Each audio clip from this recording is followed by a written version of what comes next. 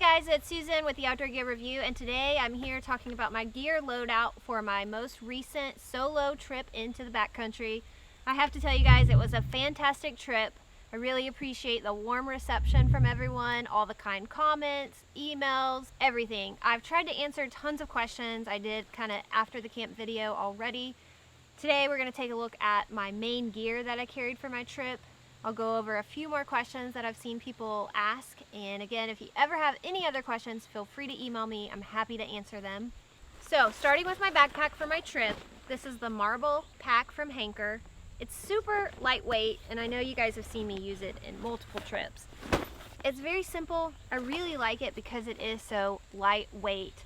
Before we get into the pack, let's talk about the weight. I carried right around 17 pounds in my bag when I went on my trip, and that's really lightweight for an overnighter. I was really pleased with that. I didn't have to carry a lot of water because I knew I had water sources. After my trip was over, I even realized that I kind of overpacked in a way.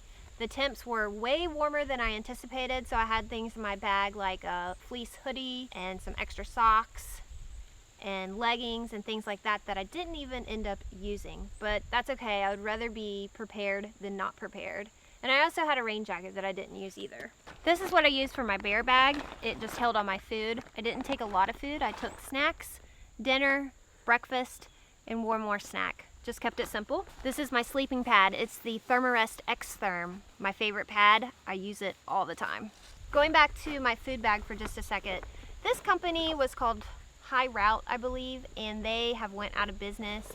But this is a bag that Luke and I use frequently for food storage or as a bear bag. Now the Thermarest X-Therm, I said it was my favorite sleeping pad, and the reason it is because it will reflect your body heat back to you. So I find that I stay really warm when I'm using this pad. It's also easy to set up, easy to put back in. The stuff sack's actually big enough and it's not a struggle to get it back in here even if you don't fold it right. So little things like that I appreciate. And this is definitely one of my favorites. I took the Be-Free Katadyn filter system. You've seen us use this quite often. And this is exactly why I didn't have to carry a lot of water. I knew I could collect it on the trail.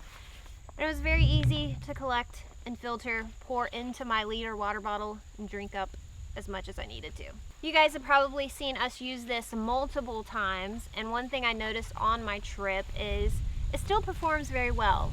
But it is taking longer for the water to soak through all the fibers. So when I first started filtering it, it was a very slow stream. It picked up eventually after everything got really wet. But definitely it is taking a bit more time than usual, but still performing well. The next big item was my tent. This is the Big Agnes Copper Spur tent, the nice orange one. It's easy to set up. I really liked it. No issues at all with it. Next item is small but important. This was the Rock Sock. This is what I use to hang up my bear bag.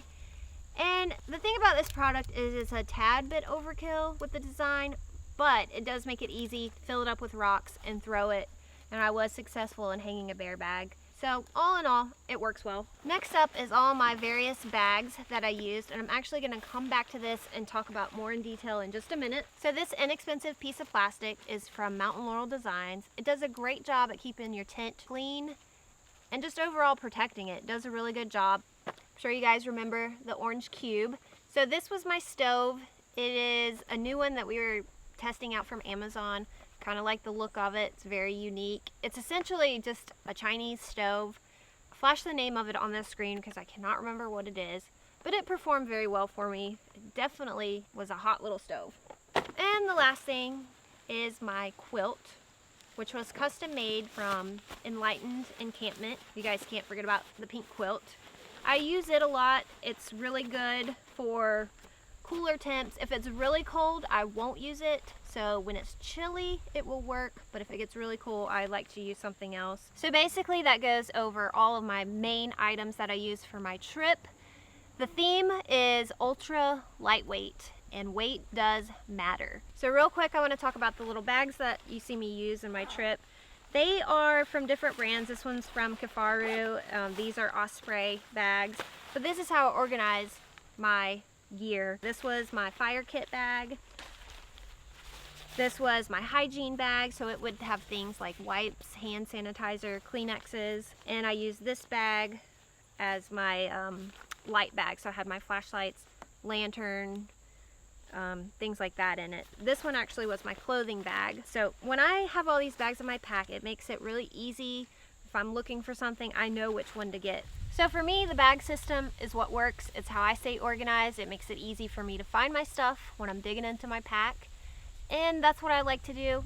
If you have any questions, feel free to send me an email. If you have any questions about smaller items, hygiene, anything like that, I'm happy to talk about it.